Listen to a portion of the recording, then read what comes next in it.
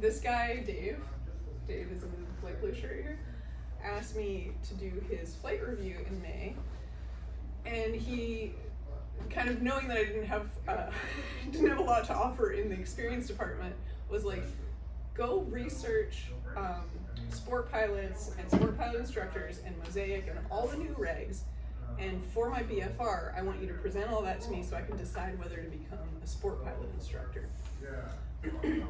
And it turned out that involved hours and hours of research, which I didn't want to waste, hence this seminar. So you are getting Dave's BFR. Hello. Hi. Would you like to join us for the sport pilot seminar? Yes. What's your name? In our place. Anoop. Anoop. Yes. Welcome. So that handout's not going to make sense for a minute, but it's basically so that you can write notes and kind of follow along with some of these examples, but I'll talk about that right now. So I advertised this seminar to CFIs.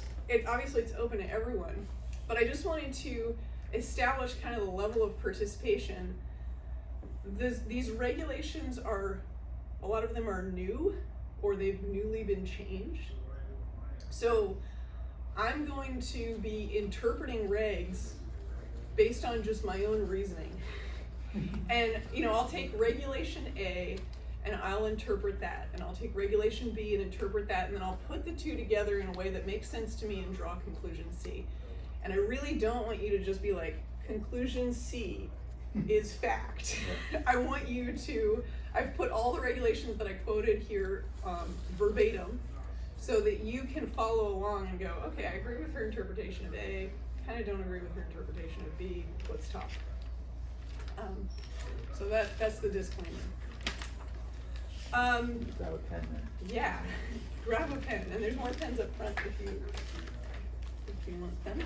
I think we might have some pens too. So when I went and Googled this, I found a lot of media in the GA realm about MOSAIC, which is a really long acronym, and it was repellent to me, partly because the last half of the acronym, the whole acronym is Modernization of Special Airworthiness Certificate. Special Airworthiness Certificate is talking about aircraft certification, and I'm a CFI, I know about certifying airmen. I don't even, aircraft certification is way out of my wheelhouse. It's not in the FAR AIM even, they don't include those sections. And then if I clicked on a video from the AOPA, and they sort of spoke with the assumption that you had all this background knowledge. They would say MOSAIC changes the aircraft that sport pilot can fly, or that sport pilots can fly. There's Sam. And for me, I was like, what is a sport pilot? I've heard of it, I really don't have the background knowledge that's assumed here. Hey Sam. Hey, what's going on, Sam? Not too much, thank you for joining. That is the handout. Cool. As I was explaining to it's all disassembled and crappy. But I was explaining to the group that a lot of the regs that we're talking about have been recently changed, and I am going to be interpreting them based on my own reasoning, and I don't want you to take that as fact, so I put all of the regulations that we quote here so that you can read them and decide how my interpretation agrees with you. Anyway, back to these videos that are MOSAIC, what it means for you. And they would say things like, so if you don't understand MOSAIC, what it is a difference in stall speed. And I'm like, a stall speed of what? So this talk is not about MOSAIC, it's about sport pilots, sport pilot instructors, and light sport aircraft. If you understand those core concepts, MOSAIC will fit in nicely as just some regulation updates. Let's start with some history. This is some AI slop that I generated. Let's start with some history. This will give context to the regulations that we're going to discuss, and it will also give context to information you may hear other people say. So somebody might say something like, oh, I heard that sport pilots can't do cross country, and you'll be like, well, that's not right, but I know the history, so I know where you got that idea. In the beginning, there were the lowest certificate that an airman could have was a private pilot certificate. The lowest certificate that an aircraft could have was a standard certificate. In 1982, this is kind of a fun fact, the FAA published Part 103, which is an acknowledgement of the existence of flying machines that don't have end numbers, and the people who fly them, who are not in the system. So that sort of created this gap. It was like, okay, we've got private pilots and standard airworthiness certificates, and we've got the Wild West of ultralights. And with that gap, the FAA was like, okay, well, what if we bridge this gap with a new kind of certificate for pilots and a new kind of certificate for aircraft? Thus came the recreational certificate. I'm going to jump to this. So the recreational certificate was an attempt to bridge that gap. There was also, in the aircraft world, there was a primary certificate for aircraft, which was another attempt to bridge the gap between not certified and the high bar of standard certification. At this point, I want to pause and say something while it still feels really obvious. The FAA regulates aircraft and airmen separately. They do not necessarily, in fact, they do not have anything linking them unless explicitly stated. That's really obvious now. As we go forward, that'll be a foundational thing to keep in mind. Okay, so we've got the recreational pilot certificate. If you've read about that certificate, it requires, I think, 30 hours of aeronautical experience instead of the normal 40. It requires the same medical. It has a bunch of restrictions. You can't fly at night. You're limited on cross country. So it offered, like, it didn't make it very much easier. And it came with a bunch of limitations. And apparently, I don't know a lot about aircraft certification, but the primary certificate suffered the same fate. It was wildly unpopular. So from 1990 to 2002, we have the dark ages, during which the EAA and other GA groups are pretty unhappy with this. This is not a Goldilocks certificate. And in 2002, they come together with the FAA and make a notice of proposed rulemaking for this new paradigm. And I'll call it the sport paradigm because I'm including both sport pilot airman certificate and the light sport aircraft certificate.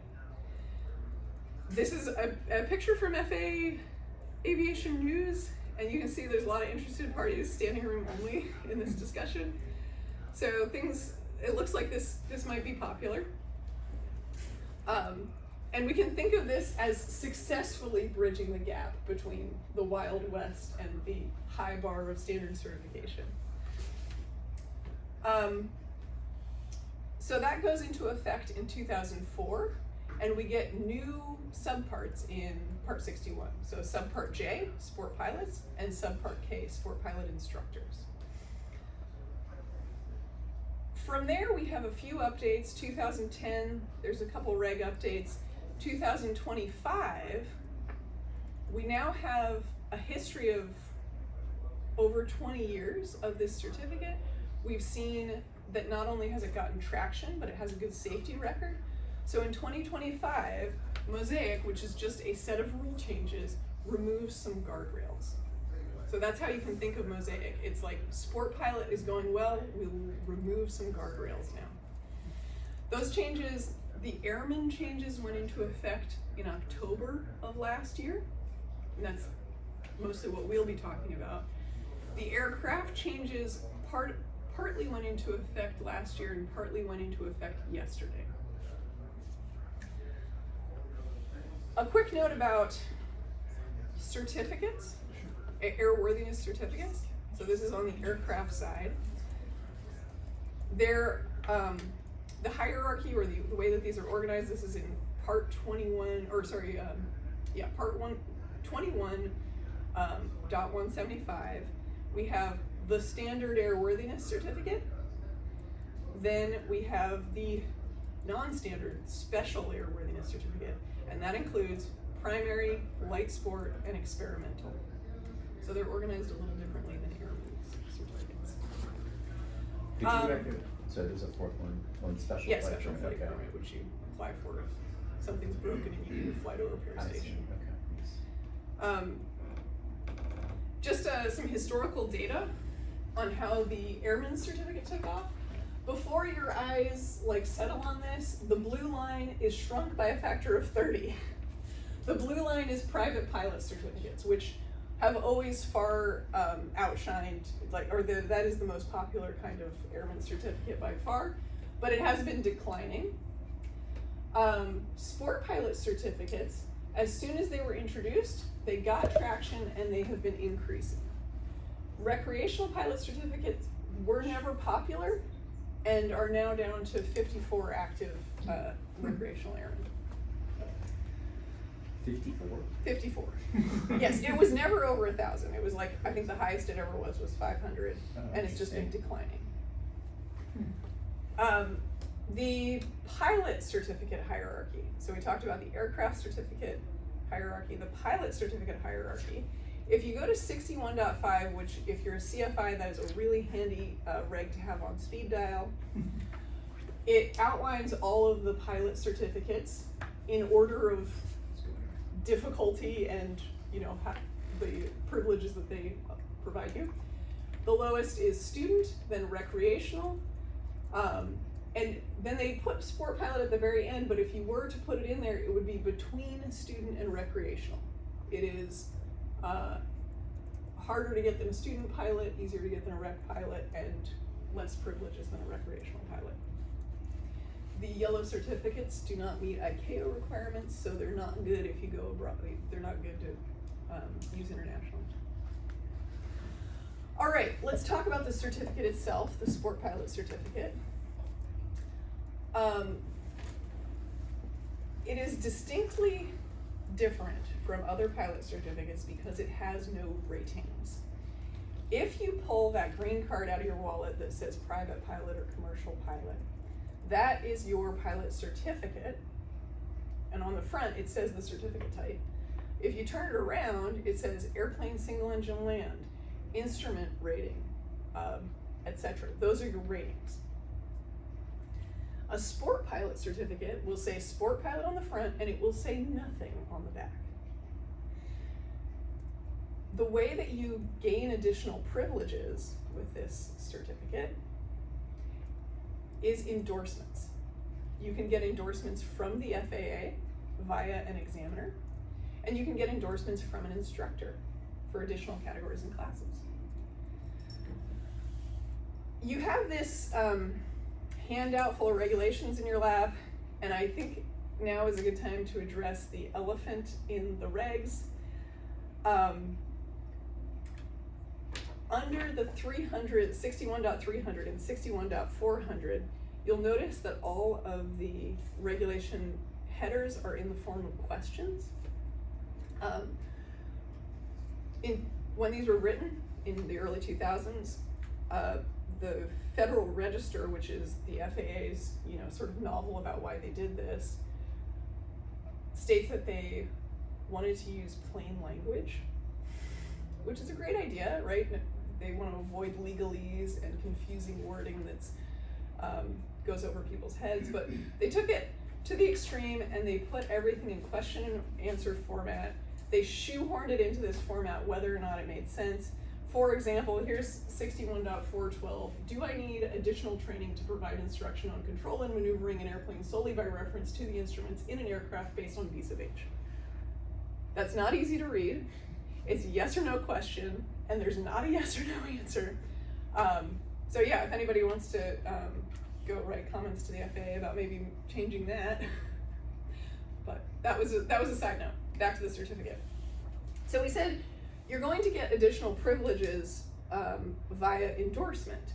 If we look at 61.311, it lists out the categories and classes that you can get endorsed to fly. Airplane, single engine land, glider, gyroplane, helicopter, airship, balloon, powered parachute, weight shift control. If you've ever heard about like Archer or what's the other one, Joby, they use an aircraft that the category is powered lift, so eVTOLs, and you'll notice that that category is not in this list. This is another example of aircraft and airmen being separate. So the light sport airworthiness certificate does have a path for powered lift, whereas the sport pilots do not. That's fine, they're totally separate. This is an illustration of them being separate. You may be brewing a hypothetical looking at this list. You may be thinking, okay, so Joe Schmo could go take his check ride, his sport pilot check ride in a hot air balloon, and the examiner would issue him an endorsement to fly a hot air balloon and a sport pilot certificate. And then Joe Schmo could go to a helicopter instructor, and that helicopter instructor, with no oversight from an examiner and no, the FSDO doesn't even have to get involved, that helicopter instructor could then endorse Joe to fly helicopters. And that feels kind of wrong. And that came up in 2010. The FAA was like, hey, this feels kind of wrong. And GA groups were like, no, we can't enforce check rides for new categories because DPEs, they're hard to find, and you don't have any provable safety benefits. So they didn't change it in 2010. They left it. However, MOSAIC did introduce a change. They said, if you're going to fly an airplane or a helicopter, you need to take a check ride. So there we go. There's a MOSAIC change. Let's sort of do a whirlwind tour of the differences between a private pilot and a sport pilot Sorry, license. could you go back to that for a second? Yes. So if the student gets a sport pilot for single engine land and then they go to a helicopter, then you still need? Yes. Again, this is me reading it. You have a copy in your hand. If you hold a certificate and you seek to operate an airplane or a helicopter, that falls within the sport world, you must do a practical test. Yeah. So even if you're going from helicopter to airplane or vice versa. Okay. So glider to gyroplane or whatever. Glider to gyroplane, you're good. Yeah. Sal, in general, what does, of course we can go look it up, but is that going to cover largely the same things, the same areas of operation and such that a private pilot would have to do on their check ride, or is it a more stripped down list of things? It is going to be slightly stripped down. You have the list there. It's going to be in I think one of the regs is 61-300 something, and it says aeronautical proficiency. Is that what it's going to be in the form of a question. Right. It's going to be like, what aeronautical proficiency do I need to have? Let's go and Yeah, Yeah. let's see, 61.311. Is that it? What flight proficiency requirements? It is stripped down. We don't have night flight in here, and you'll see why that is shortly. I don't have the 16 things for a private pilot memorized, but I see that this is 13 things.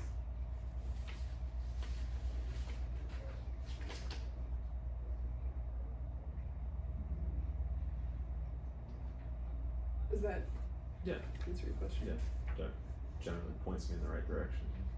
How do I make this full screen? Okay. So a little whirlwind tour of the differences between private and sport. Medical is one that really appeals to people, you know, if they are not able to, if they're not able to get an FAA medical, they can use a sport pilot certificate with just a driver's license. Passengers, private pilots have no explicit limits on passengers. Sport pilots are limited to 1. Private pilots have no limits on airspace, you know, provided they comply with Part 91, whereas sport pilots require an endorsement for any towered airspace. Private pilots are allowed to fly at night. Sport pilots can fly at night, but only if they get an endorsement, and then they have to upgrade their medical to basically a private pilot level. Private pilots don't have an altitude limit. Sport pilots have a strict altitude limit. They have to fly below 10,000 MSL or 2,000 AGL if they're if that's higher. Private pilots are allowed to fly all kinds of aircraft as long as they're under 12,500 pounds. Sport pilots will evaluate each aircraft based on a checklist that is in 61.316. Private pilots can fly aircraft that have different complexities, like a tail wheel or a retractable landing gear, or even like jets, and all that stuff is specified in 61.31 for a private pilot. Sport pilots have a different list of complexities and requirements they have to meet, and that's in the sport pilot regs. We'll talk about that. A little bit more depth on the medical requirements. So if you have an FAA medical, you're good for sport pilot privileges. If you have a driver's license, you're good for sport pilot privileges. If you do not have a driver's license, you can fly balloons or gliders under sport. If you have been denied a 3rd class, no flying for you. If you have had a medical revoked or suspended, no flying for you. That checklist. I just kind of highlighted some interesting elements from the checklist. So you're looking at an airplane as a sport pilot and you're like, can I fly this? So the first thing that gets a lot of attention is the aircraft must have a clean stall speed of 59 knots or less, which means flaps retracted stall speed. And that is for airplanes. For other aircraft, it's I think 45. It must have a 4-person seating capacity or less. That's, again, airplanes only.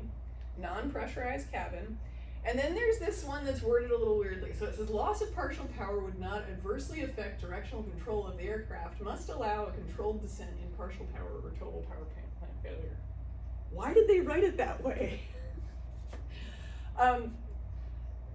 What this is getting at, so in a single engine propeller plane, if you lose your engine, you can totally still fly the plane to a safe landing. You can still control the plane, and you have directional control of the aircraft. What this reg is trying to do is enforce that performance without restricting the technology of the aircraft. So they want to allow potentially helicopters and eventually maybe powered lifts without losing that safety feature that single engine airplanes have. The aircraft may have retractable gear or a constant speed propeller, and a sport pilot will need an endorsement for each of those complexities. So this is our first look at the 316 checklist. Back to history, history being as recent as yesterday. So until yesterday, there was a definition in 1.1, and it was light sport aircraft. And it was like a light sport aircraft is an aircraft that weighs less than 1,300 pounds, has this very low stall speed, and has some other characteristics. That definition was referenced by both the light sport aircraft certification in part 21, 22, and by the sport pilot airmen regulations in Subpart J. So both airmen and aircraft used to point to this definition. You saw that we're using 316 now. So MOSAIC, what it did was, here's the definition. So this is old, this went away yesterday.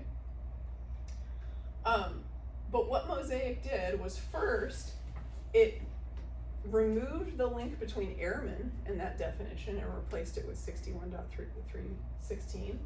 And then, this is the change that came out yesterday, it removed the link between the light sport aircraft certification and that definition, and it deleted that definition.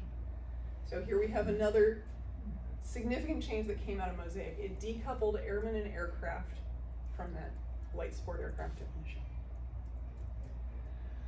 Okay, back to the airman certificate. We're going to move on to the privileges and limitations. Pretty boilerplate. You got some financial limits, some don'ts. So you can't fly for hire. You can't fly in furtherance of business. They can't demo aircraft to prospective buyers. They can't do charitable passenger flights, so like Angel Flight. We have some weather don'ts. So this is stuff that's really going to matter to you as a CFI. They may not fly at night unless they can upgrade their medical to basic med or third class, and they need an endorsement for that.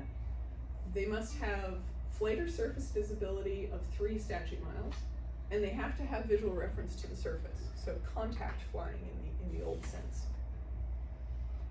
They have some airspace don'ts. They have an explicit rule that says no Class A, which seems like not necessarily, like you're not allowed to fly over the 10,000 feet. So.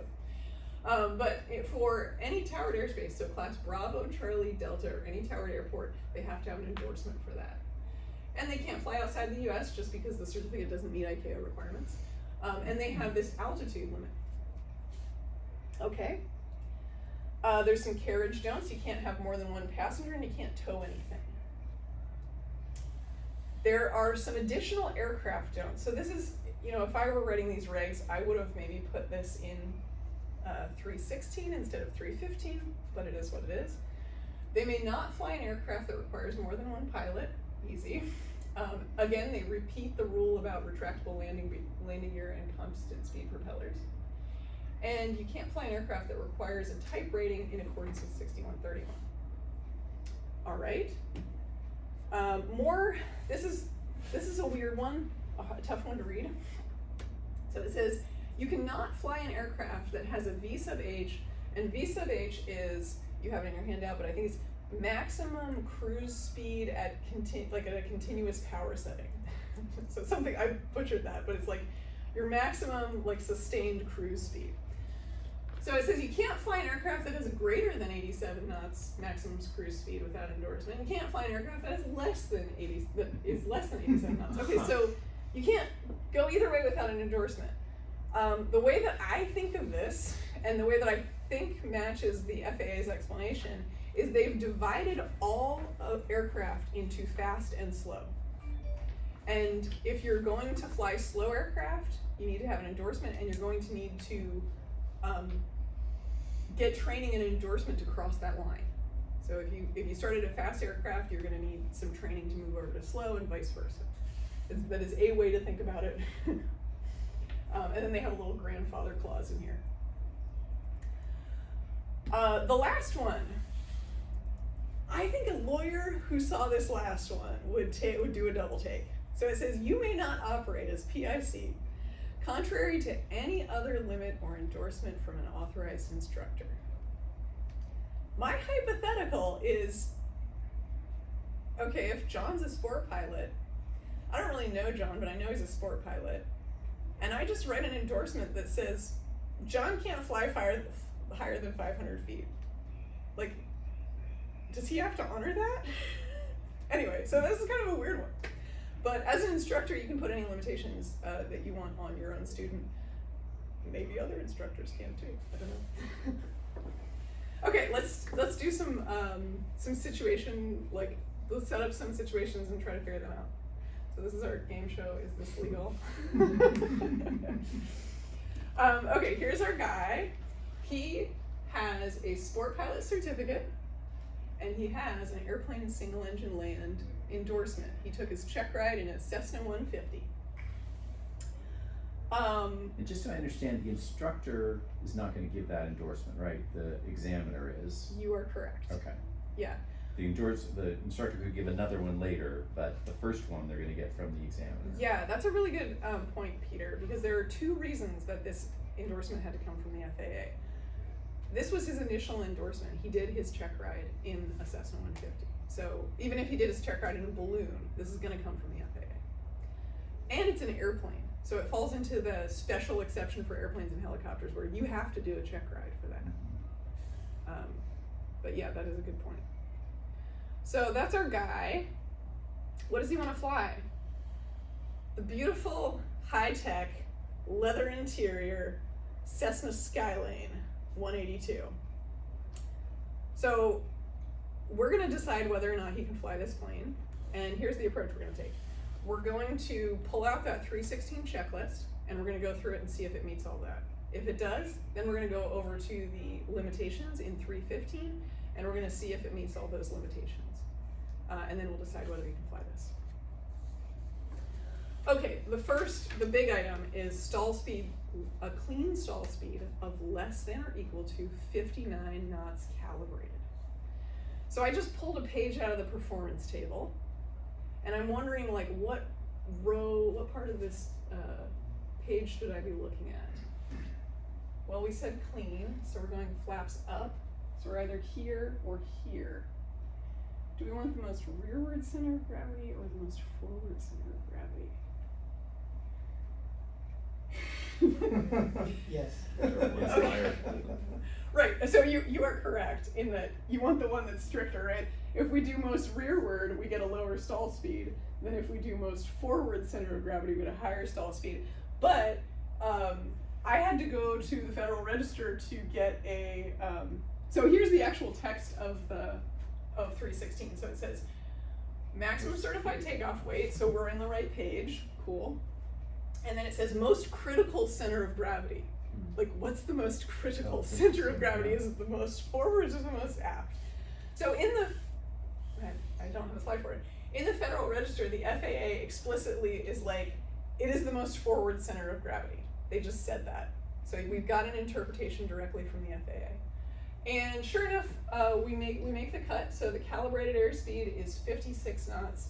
So we can cross that item off the list or check that one if we meet that criteria. Okay, my conventional training tells me that an aircraft that develops more than 200 horsepower should require a special endorsement, right? I'm thinking about 61.31 because I'm a CFI and that's what I've been raised on. 61.31 does say additional training is required for operating high performance airplanes, which a Cessna 182 is. But if we scroll down to the bottom, there is exceptions. And exception number 6 says the holder of a sport pilot certificate, when they're operating planes that meet the 316 checklist, they don't have to do anything in 6131. Like they are an exception from this whole 6131. So yeah, that's my understanding as well. So sports pilots, they're going based on performance rather than design specs of the aircraft, right? Yeah, that's the way that the FAA says it. They're like, oh, we're doing a performance-based checklist. I'm still like getting my bearings for what performance-based means. Like stall speed is a number, and that's performance-based. Anyway, but yeah, rather than performance-based rather than the horsepower spec. Other things that are in 61.31 that we can ignore: high performance, complex, tail wheel. That stuff doesn't apply to sport pilots. Okay, so we got that question answered. Let's go through the rest of the list. So 4-person seating capacity, we're good. Non-pressurized cabin, the 182 has a non-pressurized cabin. Rule number 4 is a gyroplane rule. 5, directional control with a power loss. We're a single engine propeller, we meet that. It does not have retractable landing gears, so we don't have to read 8. It does have a constant speed propeller, so he's going to need an endorsement for a constant speed propeller. Let's go to limitations. Again, the limitations repeat the constant speed propeller requirement, but everything else, we're good. So it doesn't require more than one pilot, doesn't have retractable gear, doesn't require type rating. So this guy is good to go. One of the things I realized right before I came in here is that I didn't address the V sub H of more than 57 knots and less than 57 knots. If he got his certificate in a 150, that would have a V sub, 87 knots. I think that has a continuous speed of more than 87 knots, just barely. So he's already on the fast aircraft side of that. Okay, so this guy can fly a 182 without taking an additional check ride, just getting an endorsement from an instructor. Everybody's all right with that? Okay, let's do round 2. We've got the same guy, took his check ride in a Cessna 150. And then we have this AI-generated contraption. It has a clean stall speed of 59 knots. It is a single, it has a propeller on the front and it has a jet engine on the back. The propeller is a fixed prop. It's a tail wheel. Okay, can he fly this thing? Let's take our strategy where we go through 316 and then we go through 315. 316, good, good, good. I'm gonna go ahead and say it has directional control of the power loss. Fixed gear, great. Fixed propeller, it does have one of those in front. So 316, we're good. So far, he can fly this. Do we need a tailwheel endorsement? So the requirement for a tailwheel endorsement is in 61.31. That's the same place as the high power requirement. And that is the reg that at the end says all this stuff does not apply to sport pilots. So he does not need a tailwheel endorsement. Does he need a jet type rating? So 61.31 says to act as PIC of the following, you need a type rating, turbojet powered airplanes, but then M says doesn't apply to sport pilots. Wait up. We go back, now we're moving on to 61.315. Remember the aircraft don'ts. It says, more than one pilot, retractable landing gear, constant speed prop, and then it says if the aircraft requires a pilot to hold a type rating in accordance with 61.31, they can't fly it. So that one's a little bit of a brain twister. It is an exception within an exception. The first exception is sport pilots are accepted from all of 61.31. And then the second exception is except the part of 61.31 that says the type rating thing. So this is some advanced reg reading. You should be proud of yourselves. Okay. Do you guys need a break or anything? We're going to talk about sport pilot instructors. First of all, what is a sport pilot instructor? That handy reg 61.5 that you should have on speed dial outlines how sport pilot instructors fall into the hierarchy of instructors.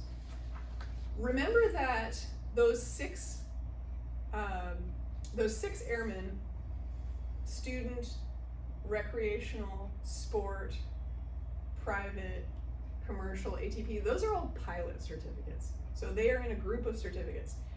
Flight instructors, it is a different kind of certificate. Like if you are a flight instructor, you have a card that says commercial and you have a card that says flight instructor, two separate certificates. So in the world of flight instructors, there is a single certificate that says flight instructor on the front, and it may have ratings on the back, such as airplane, multi-engine, helicopter, instrument, or sport pilot. So this differs from the sport pilot certificate in that this is a rating on an existing certificate. Does that make sense?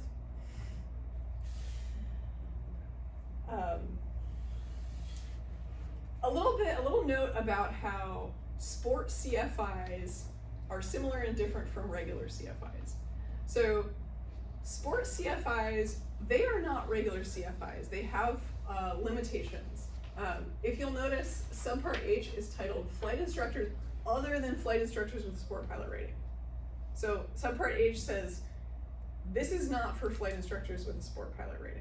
Can I ask the one question just to get it out of the way? That like, if you're a regular CFI, you can train sport pilots. Yes. Right. So this is all this extra thing of like, oh, you could be a sport pilot CFI, which is a sport pilot instructor, which is like a lesser thing, right? Yes, that is, Okay. and that is a good question because that is our next slide. Okay. Is Yeah. I about, just want to get out of the we're all the CFIs is confirming like we can do sport pilots, right? Yeah. Yes. So, yeah. So sport pilots are excluded from Subpart H, which is the regular CFI regs. It says that all over the place. And then what Peter is saying is regular CFIs kind of can act in sport pilot mode. So if we go, we're in 61.429, so we're in Subpart I'm sorry. A. It's kind of interesting because it's like a negative rating. Like if you have a sport, if you have your CFI card without this on the back, that's sort of normal. Yes. But then if you add a sport pilot rating, it's a negative rating. It's actually reducing your permissions, not adding like most ratings do. That is right? kind of the advanced problem that I put at the end of this seminar because I had trouble arguing, or I was kind of able to argue both ways, and I just wanted to like throw it out to you guys and get your opinion on that. Because yes, you have exactly honed in on like, something about this doesn't feel right. Yeah, it's sort of a poison pill for your other ratings that you would otherwise hold. But right? you wouldn't. It acts could like be a that. poison pill, or it could be really permissive. Because if we go into Subpart K, the sport pilot instructor subpart, they are allowed to do things that normal instructors are not. Yeah.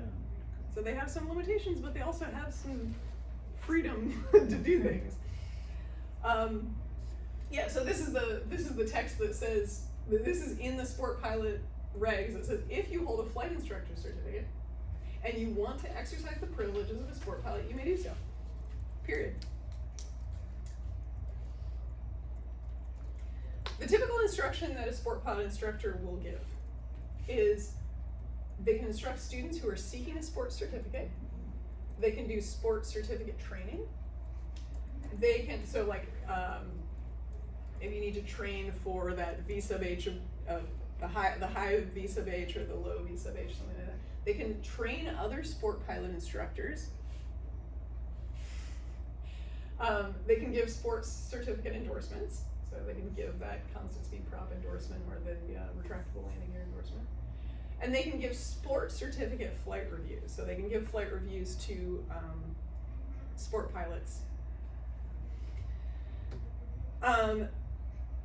If we go over to a totally different part of the regs that we haven't talked about yet today, the requirements for getting a private pilot license.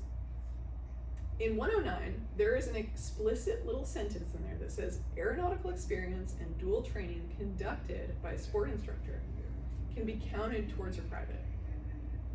So I think they wanted to remove some ambiguity that is about to get introduced, that I'm about to talk about, but you can totally train private, if you're a sport instructor, you can totally train private students for any of the aeronautical experience that you're qualified to train them in. So maybe you wouldn't do night if you're not qualified for night. Okay, as far as instructing private or commercial pilots, sport pilots can do that with restrictions. There's a document that I put at the end of your note, or I put the reference to it, so it's info 260006 that clears this up. Subpart K instructors, so sport instructors, are permitted to provide training endorsements and checking to pilots with a higher grade certificate, so recreational and above, only when the pilot is exercising sport pilot privileges. So the place where this got a little heated is flight reviews. Before this was published, sport pilot instructors would give private pilots flight reviews. And this, this info document says you can't do that. You have to give them this sort of restricted flight review that says that the person is limited to sport pilot limitations. The EAA is currently fighting with the FAA about that.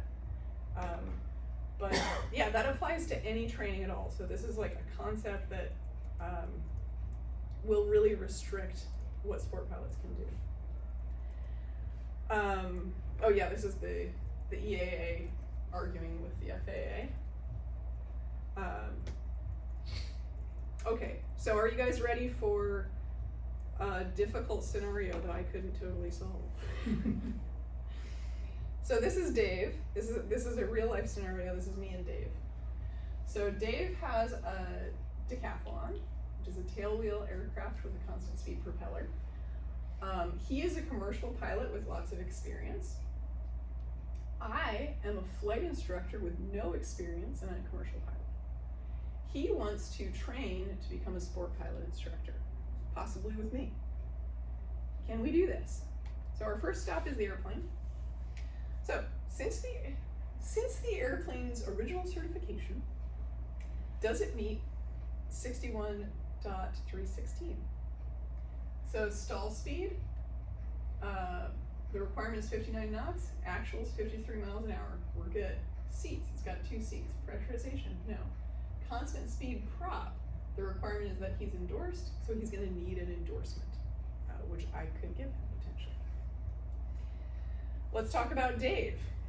So in order to become a sport instructor, he needs at least a sport pilot certificate, which is different from a regular CFI. You need to have not only a commercial certificate, but an instrument rating. So he doesn't have to have an instrument rating, which he doesn't. In real life, he has a commercial certificate, so he's good there. Sport pilot instructors are also required to have aeronautical experience, unlike regular instructors who they don't have an aeronautical experience requirement. That's fine, he's got tons of aeronautical experience. He would have to take the fundamentals of instruction knowledge exam and a flight instructor sport airplane knowledge exam, so he hasn't done that yet. He would have to get a spin endorsement, and he would have to take a practical test, which would have to be conducted by an examiner with an SPFIE on their qualifications. These are a little bit rare, and I found an examiner. So this seems like this could work for Dave. Now let's talk about me. Subpart H says that I cannot provide instruction to CFI initial applicants until I have experience. 2 years, or like there's a bunch of different ways to get the experience. But yeah, I don't have any of that. So it says I can't provide instruction to CFI initial applicants.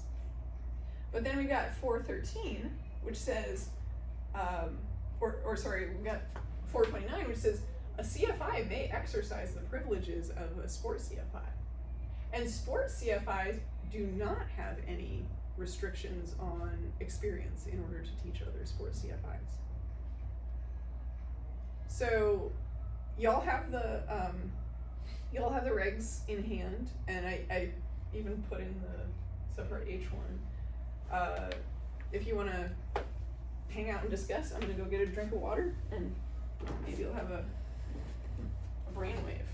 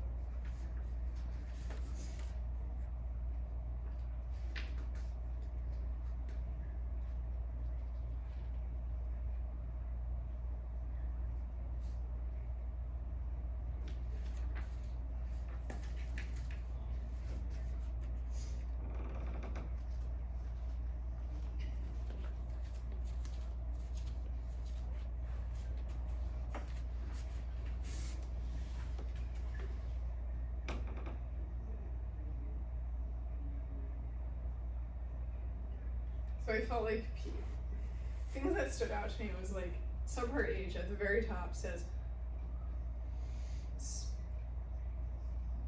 sport pilots except for those with sport pilot endorsement. So I don't technically have a sport pilot endorsement. I'm just exercising my right to use the privileges.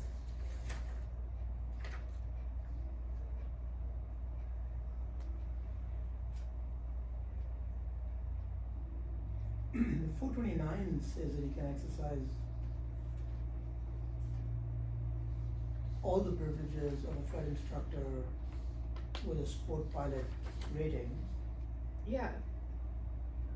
and the only limitation is you're limited to the aircraft category and class ratings on your certificate. Yeah. But does that eliminate all the, like, does that mean I can ignore all the limitations in subpart H? Or am I just, like, attaching new privileges onto my existing privileges and limitations? Mm-hmm.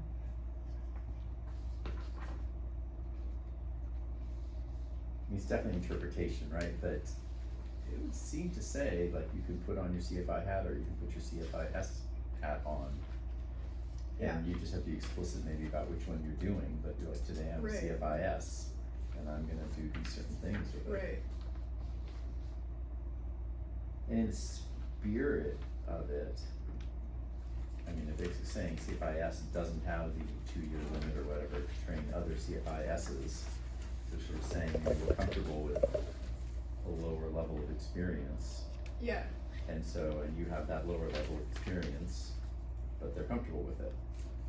Seems like, I don't know, see, I mean, if I had to Yeah. vote, I'd say it's okay, but. Yeah, like certainly- I feel like you're making a really good argument for like if we read this with like a, if we're rational about the spirit of the law, Mhm.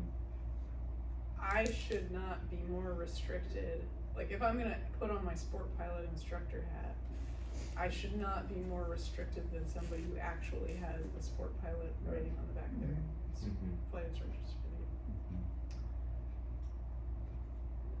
I think it kind of hinges on this part here in 61.413 when it says if you hold a flight instructor certificate with a sport pilot rating, then you're authorized and so on. But you still don't hold I that don't. rating, Yes, right? yeah. You're exercising the privileges sort of as if you do. Yeah. But I think that that is something worth clarifying. Yeah, I felt like so that was like I was like, okay, if I just read the sentences and I ignore all the context, I have to abide by subpart H because I do not actually have a sport pilot rating. And like you said, it says with a sport pilot rating, which I don't have. But then as Peter was saying, like it does seem weird that I should have more restrictions even though I have a higher level of qualification. There's also stuff in there like I think that sport pilot instructors don't have limits on like how many hours a day they can instruct. Like there's a bunch of stuff in subpart H that isn't in subpart K. So you could really instruct quite a bit differently if you were a sport pilot instructor. Anyway, now that we've chewed on that for a bit, in summary, I think we've beaten this horse dead. We have aircraft and their airworthiness certificates, and they are separate from airmen. An airman does not have, there's no like link that restricts a private pilot to one of these types of certificate or a sport pilot. A sport pilot can fly a standard aircraft. So there's no restriction this way. There is a little bit, I mean, there is a significant link between airmen and instructors. So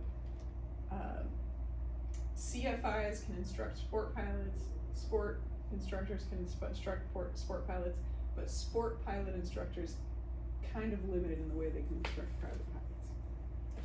That's kind of my summary takeaway. If you are interested in pursuing these certificates or working with your clients to pursue them, the sport pilot instructor in our FISDO is Jen Watson. I contacted her and she said, yes, I do sport pilot rides. There is a DPE, these are also at the bottom of your handout. There's a DPE in Paso Robles, Mark Donnelly, who I talked to on the phone, or maybe it's email, and he was like, oh yeah, I'm totally gonna do those, I just need an FAA ride. And he also seemed to have this idea that there was gonna be an ACS for sport pilots. At the moment, there's a PTS. He's the only person who I've heard that from, like, including people who are like in the sport pilot scene. And then this guy, Paul Hamilton, is an absolute goldmine. His entire business is around sport certificates and sport instruction.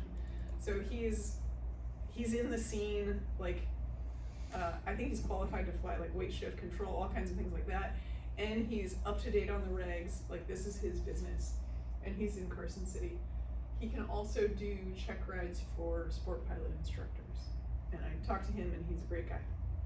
So those are your people. If you find anyone else, please let me know. I contacted everybody in the San Jose FISDO. Couldn't find anybody besides Jen. What airport does Jen primarily work out of? Her flight school is at Reed Hillview. Okay. Yeah, I don't know if she'll travel. Maybe she'll travel for money, but It's not far. that's all I got. That was great, thank you. Yeah, thank you guys for coming and participating. It was especially helpful to get all the weird history, because coming into flight, like post 2015, you could tell like something weird. Some of this feels newer than other. I'm glad that was helpful for you, because like Yeah. I was like I couldn't get my bearings until I Yeah. figured that out. Yeah. So just to kind of understand that these things were like later additions, and like, why is it all written as questions? That's weird, you know. So you can see yeah, this like why does the this is kinda, like, recreational pasted certificate in somehow. exist? Yeah. So it's good to know that when that all happened and the motivations behind it. Do you instruct here? I teach here at West Valley, and I'm just finishing training for someone for a sport pilot. So Really? I came to this because I want to make sure I hadn't screwed up. But yeah, I have a student who can't get a regular medical, but Okay. never failed a medical. Okay, He consulted and figured out he wasn't going to be able to get it. awesome. Um, Good research. Yeah, exactly. He's flying an RV out of San Carlos, and I mean, I basically just took him through pilot curriculum, because you got to be able to fly in the Bay Area, so we Yeah. need the endorsement for the Delta Charlie Bravo stuff. And I've just been doing the same curriculum, except not night flying, and a little bit of instrument and unusual attitudes and stuff like that. And he's close to ready to go into check ride, and Who are you gonna send them to? I don't know, I'm kind of pushing on him to like figure that out, but I'll give him the list. But Awesome. Yeah. and I knew there were a few around, but Yeah, surprisingly, like Scott Rolfing on the front of his webpage, it says, I do sport pilots. And then if you go to the contact thing, it says, I'm only doing private and commercial and instrument. And then, yeah, I emailed him and I asked just for clarity, and he's like, yeah, no, I'm not doing sport pilots. just because he doesn't want to, or he's not rated to. I don't know. Unclear. He is rated to. So, also on the bottom of your handout, there's the designee locator. And I just wrote like what fields you would put in if you're searching for designees that are SPEs or SPFIEs. So yeah, if you're willing to travel, you could, put in other FISDOs. I kind of searched California and Nevada. Yeah. It's interesting.